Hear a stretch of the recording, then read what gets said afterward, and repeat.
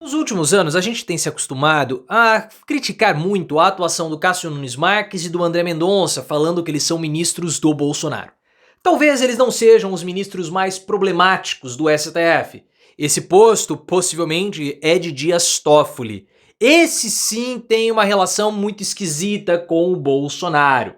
O Mauro Cid, por exemplo, trocou mensagens e foram divulgadas pelo UOL com o principal assessor do Dias Toffoli a respeito da prisão dele, Mauro Cid.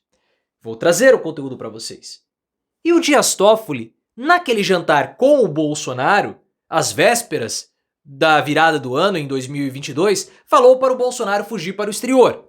Uma situação muito esquisita, corroborando que poderia haver um acordo do Bolsonaro com o STF para não haver a prisão. Mas esse acordo acabou indo para o espaço por conta do 8 de janeiro. Qual você acha que é o ministro do STF mais problemático? Cássio, Nunes ou você concorda comigo que é o Dias Toffoli? O Dias Toffoli é suspeito de ter facilitado ou sugerido uma fuga do Bolsonaro? E essas mensagens do Mauro Cid corroboram com isso? Você acha que havia um acordo do STF com o Bolsonaro antes do 8 de janeiro? Você lembra desses casos todos? Concorda que a situação com o Dias Toffoli é estranha? Se você concorda comigo, você vai deixar o like no vídeo e vai se inscrever no canal. O Aguirre Talento do UOL trouxe algumas mensagens do Mauro Cid, que foi ajudante de ordens do Bolsonaro, com o Sérgio Browne Solon. Quem é esse Browne Solon? Ele era um assessor do Dias Toffoli, ministro do STF. E o Cid mandou várias mensagens, desesperado, ali no início de 2023, por conta de tudo que aconteceu. Ele acreditava que a Polícia Federal, o Judiciário estavam usando ele para chegarem até Bolsonaro. Ele seria preso, Bolsonaro seria preso, todo mundo seria preso. Então ele estava desesperado e depois a gente viu todo o resultado da história, com o Cid sendo peça-chave para a delação do Bolsonaro e a iminente prisão. O Cid estava conversando com o Sérgio Browne, falando sobre a prisão, como ele poderia evitar a prisão. E o Sérgio Browne disse que ele poderia entrar em contato com alguns advogados, porque o Cid falou que ele não tinha nenhum advogado naquele momento, só veio posteriormente, né? Inclusive com o mesmo advogado da família Bolsonaro. Depois o Cid foi aconselhado a trocar de advogado e buscou o César Bittencourt, que costurou o acordo de delação premiada. E o Solon falou também, o Sérgio Browne, falou de uma possível audiência com o Dias Toffoli, ministro do STF. Isso para mim é muito estranho. O Bolsonaro, ele já tinha uma relação com o Dias Toffoli que era uma coisa meio esquisita, porque ele foi lá, teve lá uma foto do Bolsonaro abraçando efusivamente, sendo abraçado pelo Dias Toffoli. Uma coisa esquisita, né? Isso lá em outubro, antes do Bolsonaro sair. E o Dias Toffoli, depois que aconteceu tudo isso, a saída do governo Bolsonaro, ele tentou dar uma distanciada, solicitou que a PGR do Augusto Aras desarquivasse alguns inquéritos na época da crise sanitária, que pesou muito com o Bolsonaro, mas sempre foi uma relação muito esquisita.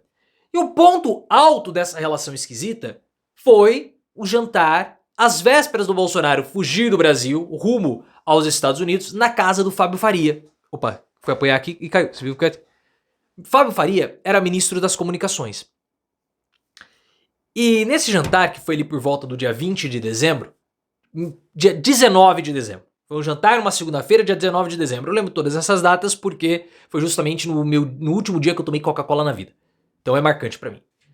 Nesse jantar, o Bolsonaro, ele se desesperou na frente dos presentes e começou a chorar. Por quê? Naquele dia, ele se deu conta que ele perdeu o controle da situação.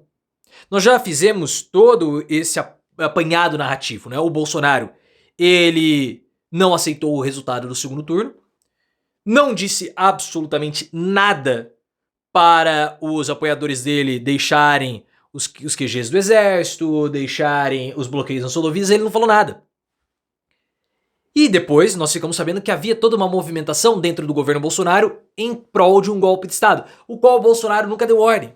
Mas ele achava o seguinte: eu vou ficar quieto, eles vão desistir, se eles não desistirem e derem um golpe, ok, eu saio bem. Se eles não desistirem e o golpe fracassar, eu não dei ordem nenhuma, não serei preso. Só que no dia 12 de dezembro, uma semana antes do fatídico jantar, o Bolsonaro se deu conta que ele perdeu o controle, porque houve a invasão à sede da Polícia Federal na data da diplomação do Lula e os caras quebraram tudo. O Bolsonaro se desesperou, naquela época já sabendo que haveria a festa da Selma, temendo que ele pudesse ser acusado de qualquer coisa, ele vai nesse jantar e chora. O Dias Toffoli o aconselha a fugir, a ir para os Estados Unidos, esperar a situação dar uma baixada de poeira e depois voltar. Só que ninguém estava prevendo que aconteceria o 8 de janeiro. Na verdade, era previsto, mas ninguém imaginava que fosse acontecer daquele jeito. E aconteceu. Esse jantar do Dias Toffoli foi revelado por volta do dia 5 de janeiro de 2023, 3 dias antes do 8 de janeiro. E o que é muito estranho é que lá em 2023, início de 2023, final de 2022, antes do 8 de janeiro, circulou um murmurinho que haveria um acordo do Bolsonaro com o STF, um acordo firmado lá no primeiro turno. O que se baseava esse acordo? Depois da potencial possível derrota, o Bolsonaro não iria falar nada, ele ia ficar em silêncio, não iria incitar os seus apoiadores a absolutamente nenhum tipo de levante e não iria apoiar nenhum tipo de ato antidemocrático.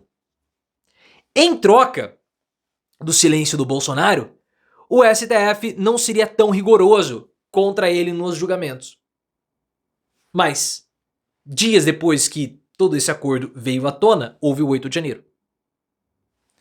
Não que veio à tona, o boato começou a circular, veio o 8 de janeiro.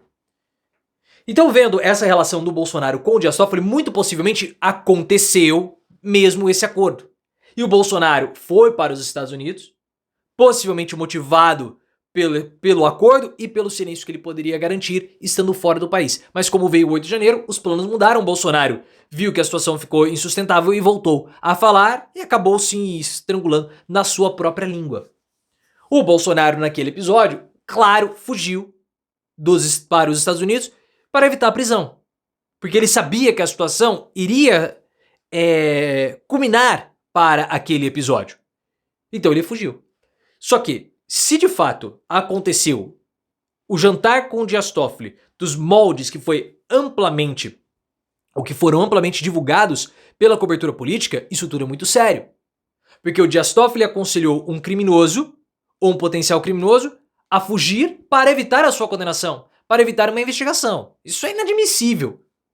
Porque Dias Toffoli, como ministro do STF, precisaria proteger e garantir à Constituição o bom andamento dos poderes.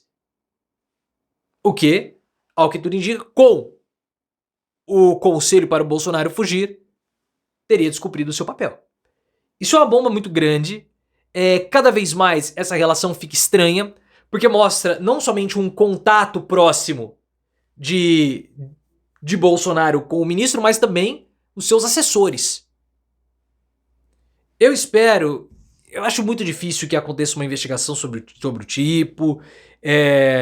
O STF não vai querer se indispor contra os seus. É uma situação muito, mas muito delicada, mas que é esquisita.